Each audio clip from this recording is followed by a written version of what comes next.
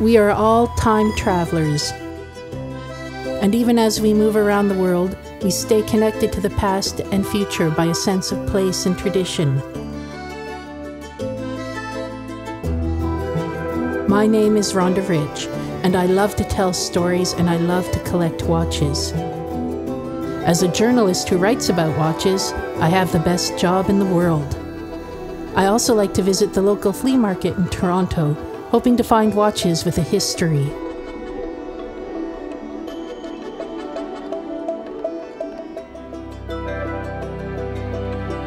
This 1970s era GUB Glashütte is one of my best finds.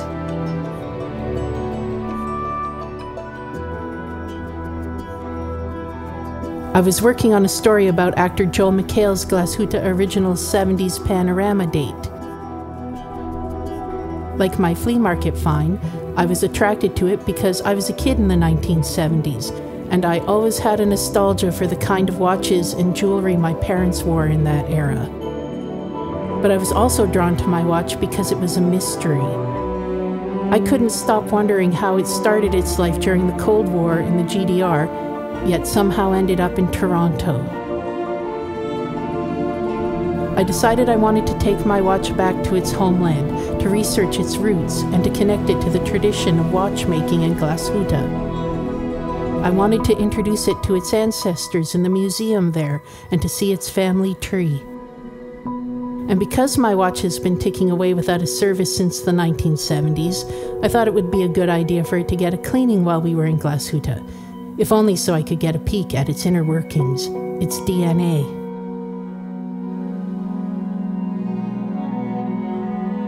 It takes time to have a watch properly restored, so while my watchmaker worked on my timepiece, I visited Glashütte's chief designer to see how the company's history inspires the current collection.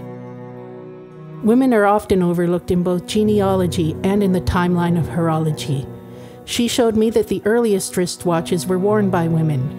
I noticed a family resemblance between the shape of my own watch and the modern Pavlina collection.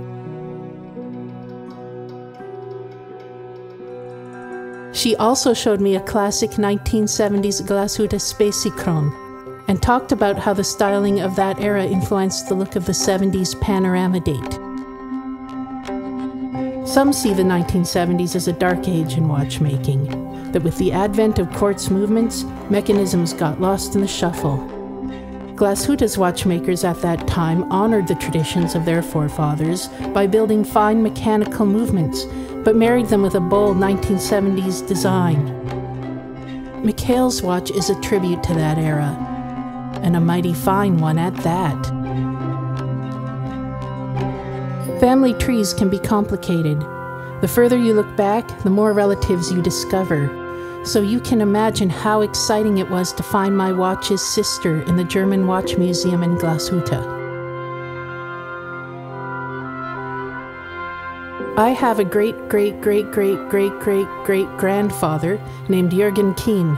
He was a soldier from Saxony working for the Swedish crown in the 1600s. I joke that I have trace elements of Saxon in my blood. And while I may never know the name of the woman who carried her prized watch with her to Toronto, she has left her trace behind in my imagination. I picture her preparing for this big move by packing up her most prized possessions, including this watch, as a reminder of home. And here in Glashütte, I was able to reunite my little watch with its home and its family. And I can see the traces of my watch's past and the DNA of its future.